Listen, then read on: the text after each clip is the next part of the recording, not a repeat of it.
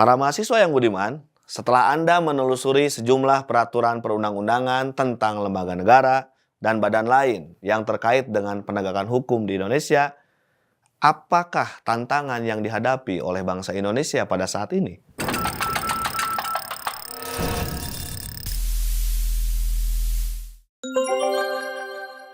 Dapatkah Anda mengemukakan contoh dinamika kehidupan yang sekaligus menjadi tantangan terkait dengan masalah penegakan hukum di Indonesia?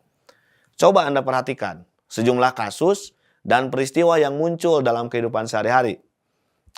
Seperti masih banyak perilaku warga negara, khususnya oknum aparatur negara yang belum baik dan terpuji.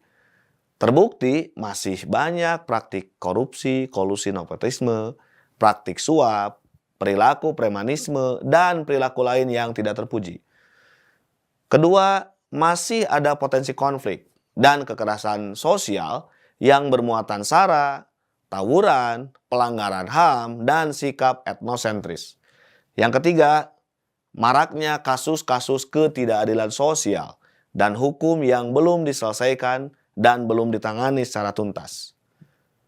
Banyaknya kasus perilaku warga negara sebagai subjek hukum, baik yang bersifat perseorangan maupun kelompok masyarakat yang belum bersifat baik dan terpuji, sehingga melakukan pelanggaran hukum, menunjukkan bahwa hukum masih perlu ditegakkan.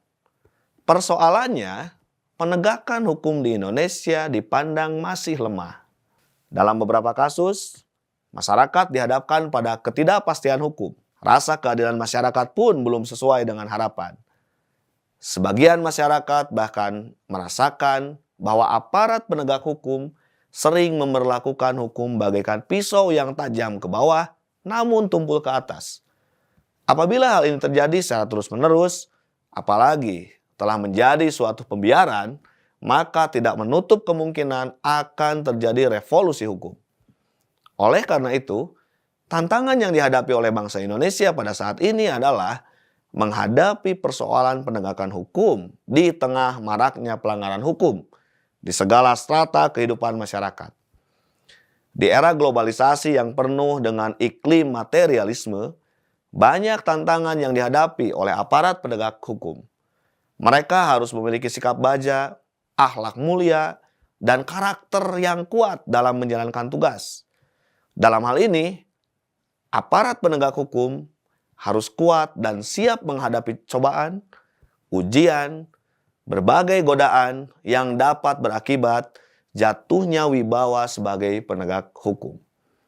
Selain itu, pemerintah perlu melakukan upaya preventif dalam mendidik warga negara, termasuk melakukan pembinaan kepada semua aparatur negara secara terus-menerus. Apabila hal ini telah dilakukan, maka ketika ada warga negara yang mencoba melakukan pelanggaran hukum, pihak aparat penegak hukum harus bekerja secara profesional dan berkomitmen untuk penegakan hukum. Peraturan-peraturan hukum, baik yang bersifat publik yang menyangkut kepentingan umum maupun yang bersifat privat yang menyangkut kepentingan pribadi, harus dilaksanakan dan ditegakkan dalam kehidupan bermasyarakat, berbangsa, dan bernegara. Apabila segala tindakan pemerintah atau aparatur berwajib menjalankan tugas sesuai dengan hukum dan atau dilandasi oleh hukum yang berlaku, maka negara tersebut layaklah disebut negara hukum. Kesimpulannya, negara hukum adalah negara yang setiap kegiatan penyelenggaraan pemerintahannya didasarkan atas hukum yang berlaku di negara tersebut. Hukum bertujuan untuk mengatur kehidupan dan ketertiban masyarakat. Untuk mewujudkan masyarakat yang tertib, maka hukum harus dilaksanakan atau ditegakkan secara konsisten dan konsekuen. Apa yang tertera dalam peraturan hukum, seyogianya dapat terwujud dalam pelaksanaannya di masyarakat. Dalam hal ini, penegakan hukum pada dasarnya bertujuan untuk meningkatkan ketertiban dan kepastian hukum dalam masyarakat, sehingga masyarakat merasa memperoleh perlindungan akan hak-haknya. Pernahkah Anda berpikir apa yang akan terjadi seandainya pada sebuah bangsa tidak ada peraturan hukumnya? Atau jikapun sudah ada peraturan hukum, namun apa yang terjadi jika tidak dibarengi dengan upaya penegakan hukum? Cicero menyatakan ibi societas, ibi ius, di mana masyarakat, di situ ada hukum. Pernyataan ini bukan hanya menekankan pada keberadaan peraturan, tetapi juga terkait dengan penegakan dan kepastian hukumnya. Bahkan, hal ini yang justru dipandang sebagai tahap paling penting. Keberadaan hukum dan upaya penegakannya sangatlah penting.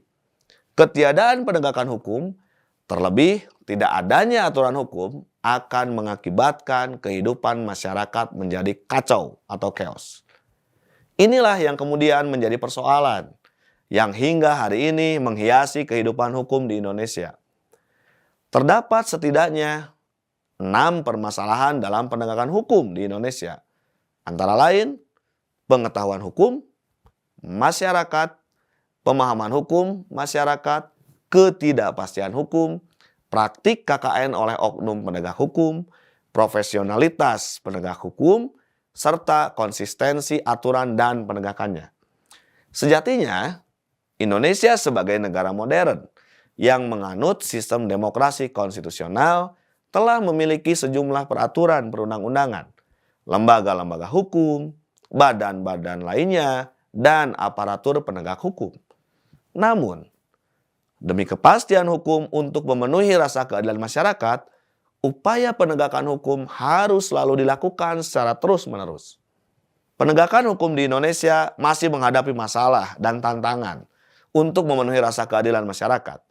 Penegakan hukum yang sangat penting adalah diupayakan secara terus-menerus untuk meningkatkan ketertiban dan kepastian hukum dalam masyarakat, sehingga masyarakat merasa memperoleh perlindungan akan hak-hak sekaligus kewajibannya. Oleh karena itu, terdapat beberapa hal yang dapat dilakukan.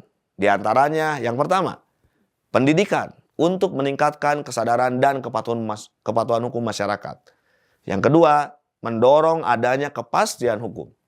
Yang ketiga, pelatihan dan pembinaan bagi penegak hukum. Keempat, meningkatkan profesionalisme penegak hukum. Yang kelima, memastikan agar aturan dan penegakannya berjalan konsisten. Demikian kiranya yang dapat saya sampaikan. Terima kasih. Wassalamualaikum warahmatullahi wabarakatuh.